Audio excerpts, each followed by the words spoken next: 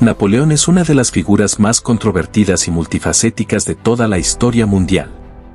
Por un lado, en los libros escolares a menudo se le presenta como un tirano de baja estatura, obsesionado con la megalomanía, que supuestamente no hacía otra cosa que desatar guerras interminables, sembrando el caos por toda Europa y más allá. Por otro lado, precisamente a él le pertenece el famoso Código Napoleónico, un conjunto de leyes cuyos principios, por cierto, siguen vigentes en Francia hasta el día de hoy, más de 2 siglos después.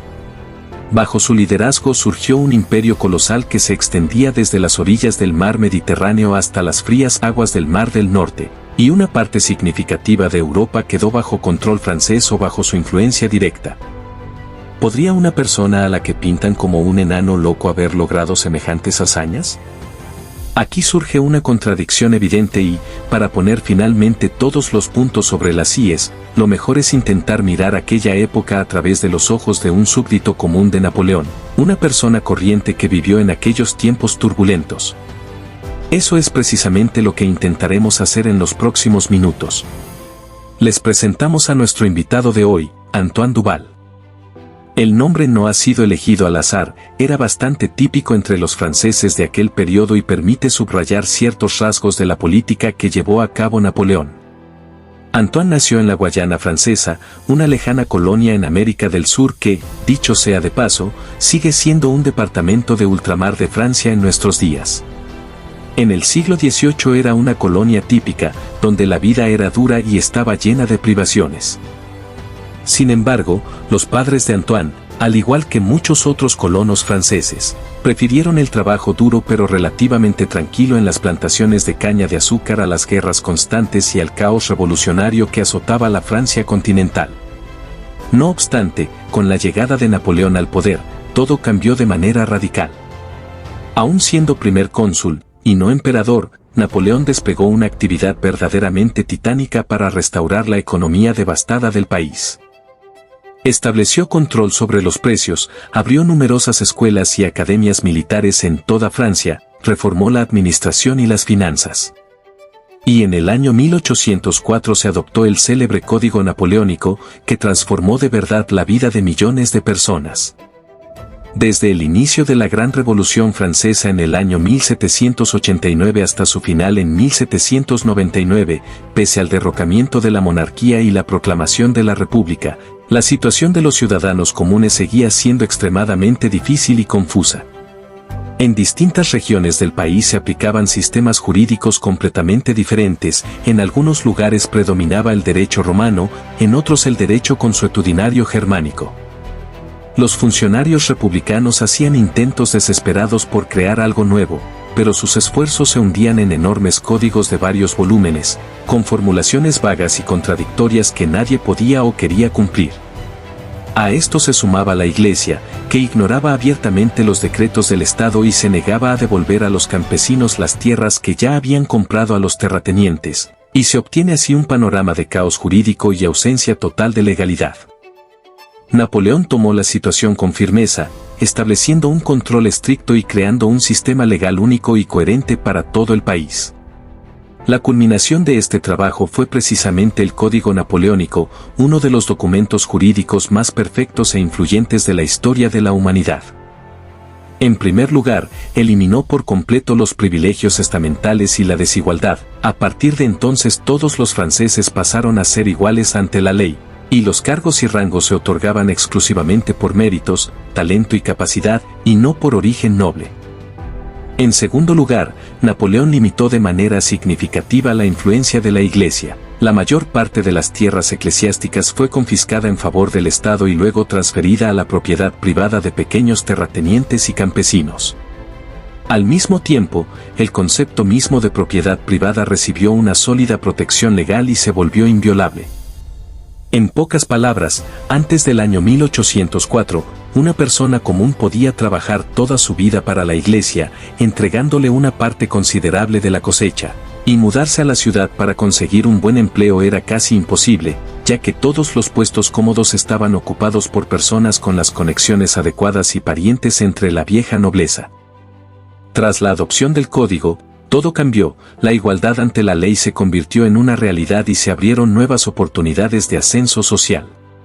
Por supuesto, el código también tenía defectos, por ejemplo, recortaba seriamente los derechos de las mujeres en la familia y en la sociedad, pero en general fue un documento revolucionario y progresista para su tiempo. Gracias precisamente a estas transformaciones, miles de personas, incluido nuestro Antoine, regresaron de las colonias a la Francia continental en busca de libertad, igualdad y oportunidades de realización personal. Antoine llegó a París e ingresó en una academia militar, donde la enseñanza era completamente gratuita y los cadetes además recibían una beca decente, otro mérito de Napoleón, quien consideraba la educación y la formación de oficiales una tarea de importancia estatal. Antoine se graduó con éxito y ya estamos en mayo del año 1812. Con el grado de teniente, comanda una pequeña unidad de artillería estacionada en Polonia, justo en la frontera con el Imperio ruso. Por supuesto, entienden que se trata de la víspera de la Guerra Patriótica de 1812. Pero queremos mostrar la situación desde el lado francés y explicar por qué Antoine y cientos de miles de otros franceses iban a esta guerra con entusiasmo. La inmensa mayoría de los franceses idolatraban sinceramente a Napoleón, al menos por el orden que por fin se había establecido en el país tras décadas de caos revolucionario. La gente valoraba una economía estable, buenos salarios, reformas, verdaderas libertades civiles y la igualdad de oportunidades. Por eso incluso perdonaban al emperador la introducción del servicio militar obligatorio. Además, realmente había dónde y para qué servir. Desde el año 1803 hasta 1811, el ejército francés había conquistado prácticamente toda Europa, cediendo únicamente ante Gran Bretaña gracias a su posición insular. El servicio militar se asociaba con victorias, gloria, botín y bienestar material. Por eso, en el año 1812, Antoine se encontraba con gusto en las filas del llamado Gran Ejército. Como ya hemos dicho, era teniente y servía en el tercer cuerpo bajo el mando del célebre mariscal Ney. El nombre de Gran Ejército era plenamente merecido, en sus filas había alrededor de 390.000 hombres, y solo aproximadamente la mitad de ellos eran franceses étnicos.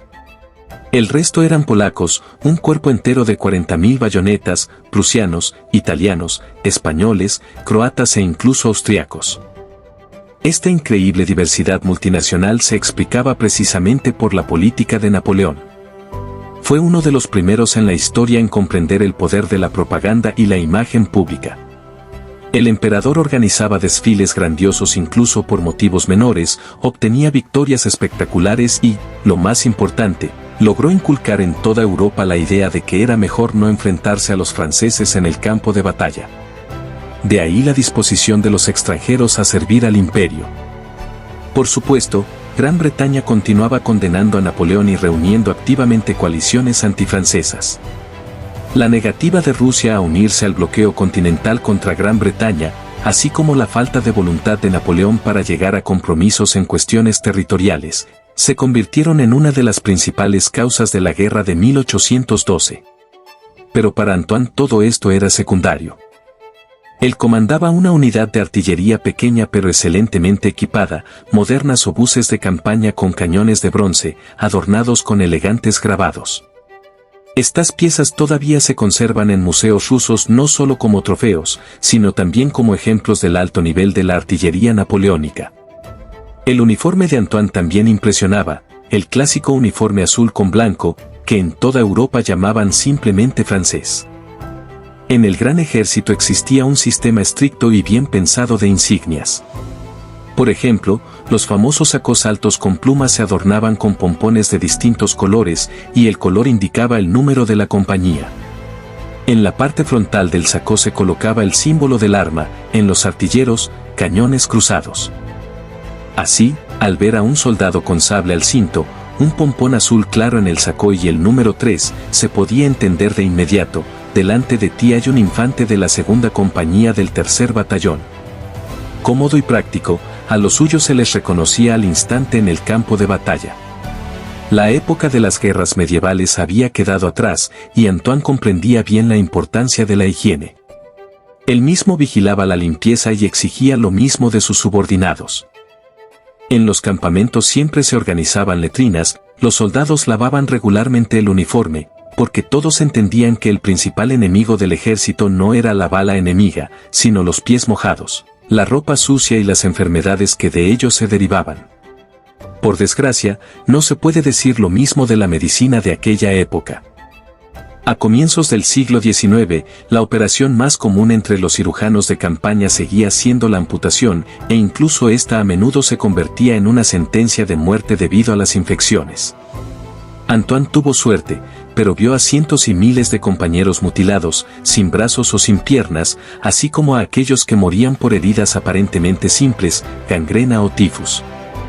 Las estadísticas oficiales de la campaña en Rusia hablan por sí solas, alrededor de 100.000 murieron en combate y otros 224.000 por heridas, enfermedades y agotamiento. Por eso Antoine temía más a estos asesinos silenciosos que a las bayonetas y balas rusas. Aún así, el gran ejército entraba en Rusia con un ánimo elevado. No solo por la fe en la genialidad de Napoleón y el excelente equipamiento. El papel decisivo lo jugaba el dinero. Napoleón entendía perfectamente que la motivación financiera era lo principal. El salario de Antoine ascendía a 125 francos al mes, más 2 francos diarios por estar en campaña. Para un teniente, era una suma muy respetable. Napoleón introdujo activamente el sistema decimal de medidas y pesos, y también ordenó la circulación monetaria, nada más de 13 peniques y medio por onza. Francia pasó a un sistema cómodo de 10 céntimos por franco, y así sucesivamente.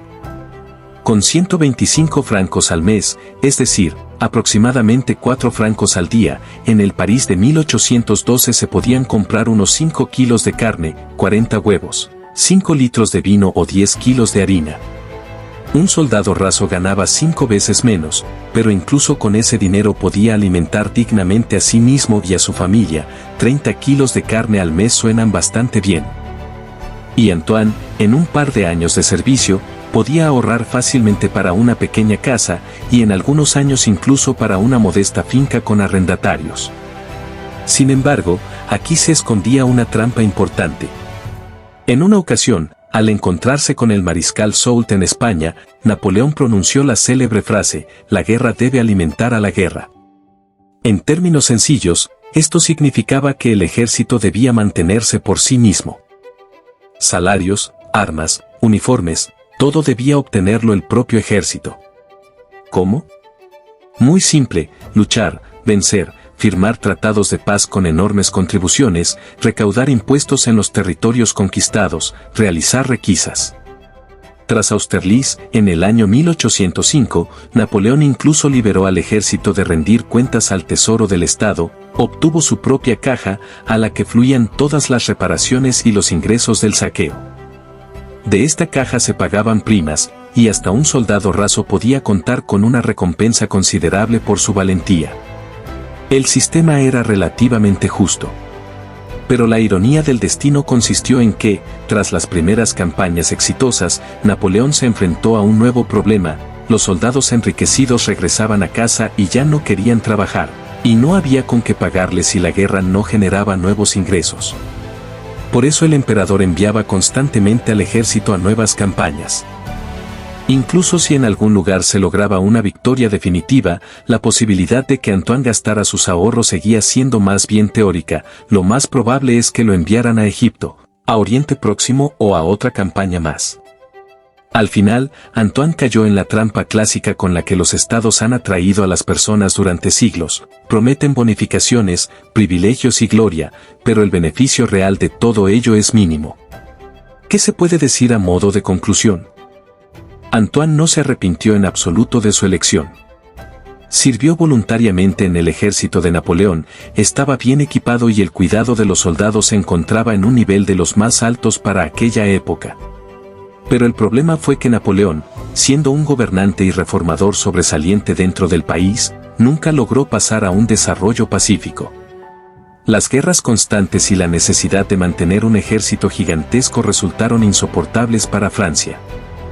Las ambiciones imperiales del emperador, combinadas con las dificultades financieras, acabaron destruyendo tanto el imperio como a muchos de sus fieles hijos.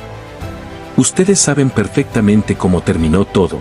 El imperio se derrumbó, Napoleón fue derrocado y su nombre fue durante mucho tiempo cubierto de lodo.